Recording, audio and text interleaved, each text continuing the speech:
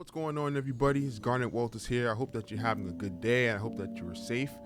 In today's video, I'm going to talk about this scale exercise that I found. I was looking in this book by Isidore Philippe, and he was really big on piano technique. He had all these really awesome exercises and stuff. And so I found this exercise with the scales, and because sometimes playing the scales like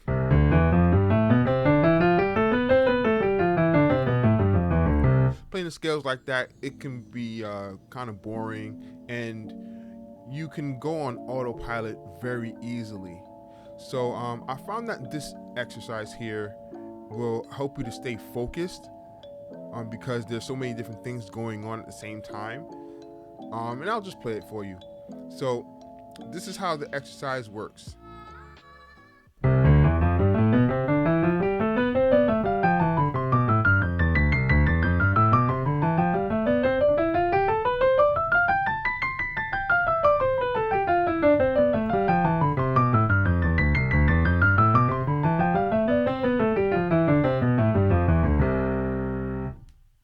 So this exercise kind of reminds me of basketball practice. You know, I'm a big basketball fanatic.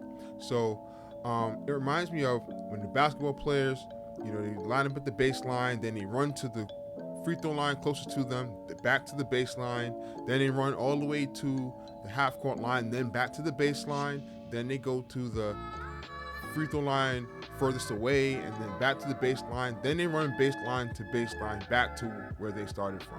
So it's kind of like that. So this is how you play the exercise. I'm going to use the key of C because it's really easy and it's familiar. So you start off playing the C major scale for 2 octaves, and then when you get to this point, then you go contrary motion, meaning the left hand goes the opposite way and then the right hand goes the opposite way. And when you get to this point, then you come back together, and then you continue to scale upwards for 2 more octaves. Then after that, you go down 2 octaves. And then when you get to this point, then you're going to do the contrary motion again. Then you're going to come back. And then go back to the beginning. Again, you want to do these scales and these exercises, or whatever you do, you want to use a metronome to help keep you locked in, so you don't have to worry about rushing or slowing down. You have to keep up with the pace. A couple of benefits of this is that it improves your independence between your right hand and your left hand. Another thing that I noticed that is it also increases your endurance because you're playing so much, and it's kind of like stretching the boundaries of, you know, stretching your limits in terms of how long you play your lines and things like that. It also strengthens your fingers as well. I guess that ties in with the endurance. So give these exercises a try. You know, try them in different keys. I'm going to try F sharp just for the fun of it. So you want to also use the same fingerings that's used for the major scales in whatever key it is. So in F sharp, I'm going to use the F sharp fingering.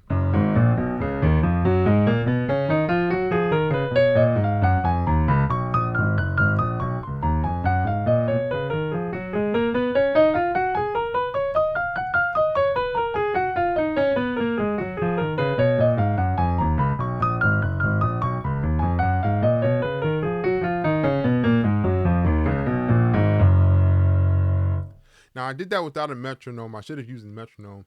I got to get one locked in here. But yeah, I used the F sharp major fingering, and I had to really pay attention to what I was doing because, you know, the left hand's doing something completely different than the right, and I also felt myself losing a little bit of control in some parts. So again, this is also a mental exercise as well as a physical exercise. Not like the piano's a gym or something, but you know what I mean. But yeah, give these a try. Try them in all the different scales. You know, try them in different modes. You can even try them using arpeggios and other patterns and stuff, and you'll be surprised what you can come up with. Um, if this exercise is helpful, or if you have any exercises that you want to, feature or you want to talk about, please feel free to leave something in the comments. Also, if you are a subscriber, thank you so much for your support.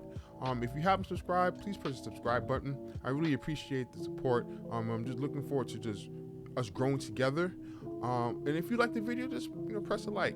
Again, I appreciate you all watching the video and getting to this point. Peace.